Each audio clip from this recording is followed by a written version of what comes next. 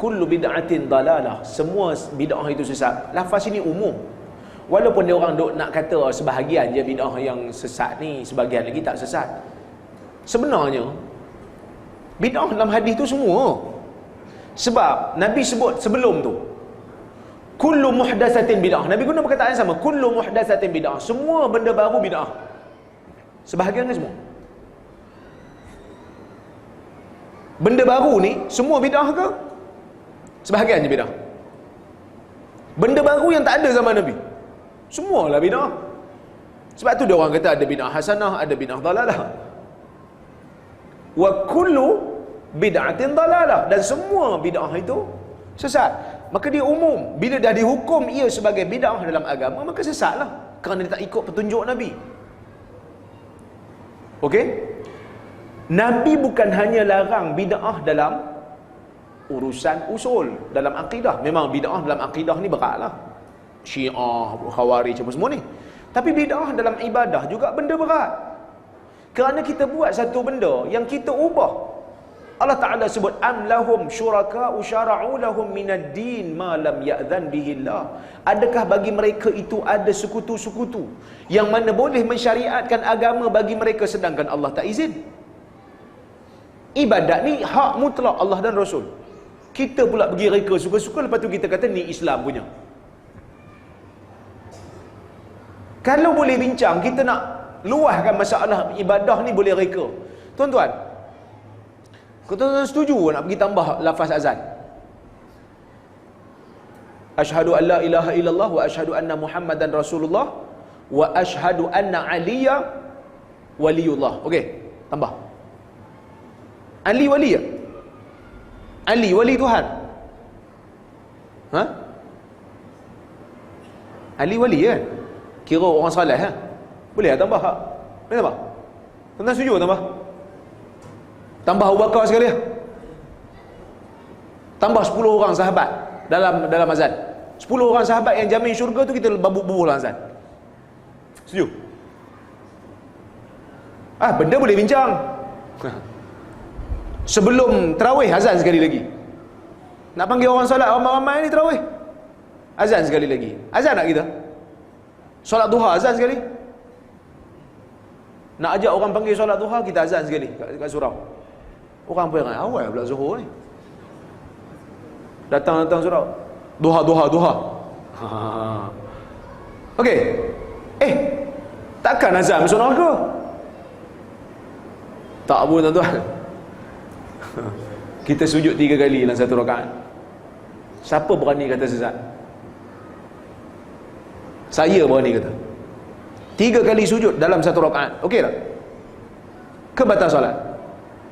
Batal solat. Pasal apa batal? Takkan sujud pun batal, takkan sujud pun bid'ah, takkan sujud masuk neraka. Dah. Kita mengubah benda yang Nabi ajar. Dia bab ibadah ni, bid'ah ni, dia bukan tunggu Nabi tak larang. Dia kita tengok Nabi buat ke Nabi tak buat. Sebab tu kita solat subuh 2 rakaat. Mana ada orang solat subuh 8 rakaat? Nabi tak pernah larang. Tak ada hadis Nabi kata jangan solat lebih daripada 2 rakaat subuh. Tak ada, Nabi tak larang. Tapi Nabi tunjuk cuma 2. Lepas tu orang jumpa Imam Malik kan. Dia kata, saya nak pergi umrah, saya nak ihram di mana? Imam Malik kata, ahrim haitsu ahraman Nabi. Berihramlah kamu di mana Nabi berihram. Di mana Nabi berihram? Bir Ali, Zulhulaifah.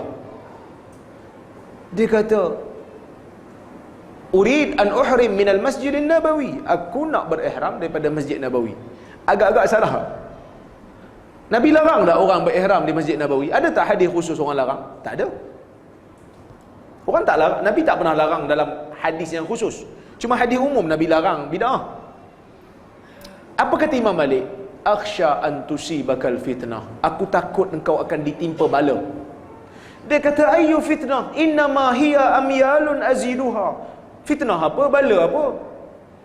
Aku cuma tambah jarak aja daripada Zulhulaifah, aku pergi ihram dekat Masjid Nabi. Masjid Nabi lagi bagus, fadilat banyak. Bir Ali apa ada telaga je.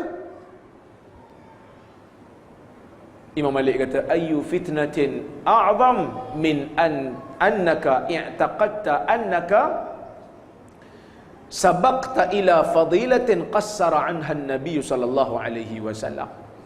Mana fitnah ataupun bala yang lebih besar apabila engkau merasakan dan percaya bahawasanya engkau telah mendahului satu fadilat yang mana Nabi cuai tentangnya. Kalau benda tu ada fadilat dah tentu Nabi buat dulu dah. Lau kana khairan lasabaquna ilaihi. Kalau benda tu baik, tak sempat kita buat dulu, sahabat buat dah. Kerana mereka generasi terbaik. So kita kena tahu, bid'ah usul bahaya. Tetapi bid'ah umum, bid'ah dalam ibadah juga bahaya. Walaupun tidak sebahaya bid'ah dalam akidah, tetap dilarang. Ulama-ulama dalam kitab fiqh, mereka bila nak larang ibadah-ibadah yang bid'ah ni, mereka guna hadis yang sama tu lah. Man ahdatsa fi amrina hadza ma laysa minhu fa huwa rad. Siapa reka satu benda dalam agama kita tak ada asal, ditolak. Pergi tengok kitab Imam Nawawi, pergi tengok kitab Ar-Ramli, pergi tengok kitab Ar-Rafi'i. Mereka bila nak menghukum bid'ah satu benda, mereka akan bawa man ahdatsa fi amrina hadza. Mereka akan bawa hadis yang sama kerana hadis itu umum.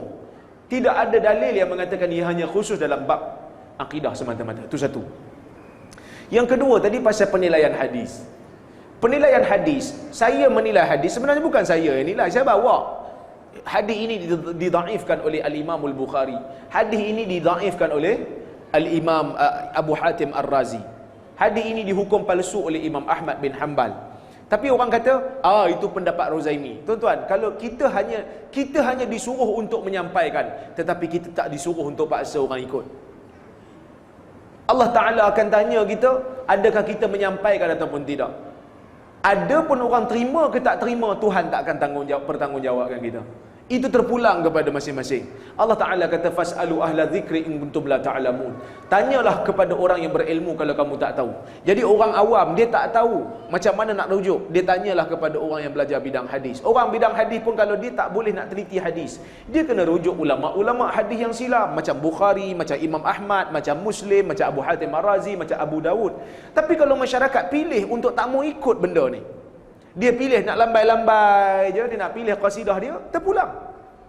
Kita tak pernah ganggu, kita tak pernah batalkan, kita tak pernah desak untuk batal. Cuma kita nak mengajar masyarakat dengan ilmu, supaya masyarakat rasa terbimbing, supaya masyarakat rasa sehari demi sehari, selangkah demi selangkah, dia akan dekat dengan sunnah. Kalau orang pilih untuk menjauhi kita, kalau orang pilih tak mau dengar daripada kita, tak apalah. Cuma jangan sekat majlis ilmu daripada berjalan. Seperti mana kita tak pernah sekat majlis kamu. Kita buat free market lah. Kita buat, orang kata, pasaran terbuka. Awak jual barang awak, saya jual barang saya.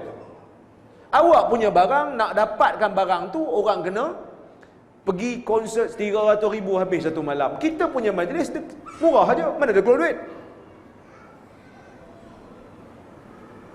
Jadi kita jual barang kita, tengok siapa boleh menang.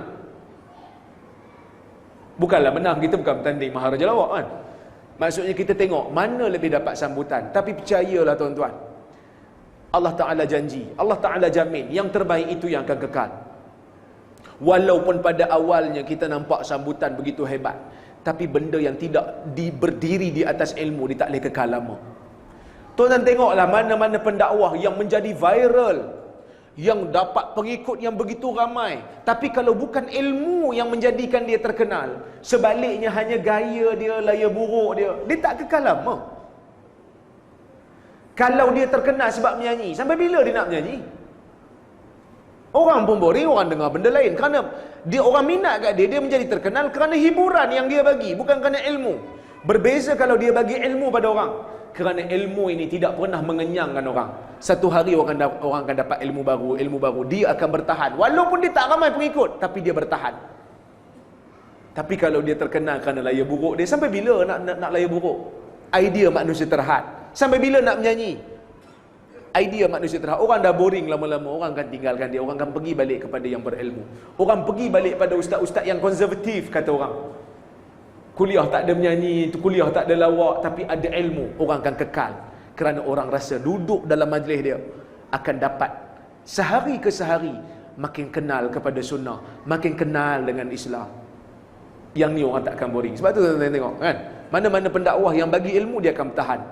kadang-kadang 40 tahun dia bertahan dalam medan dakwah, dia tak akan tenggelam.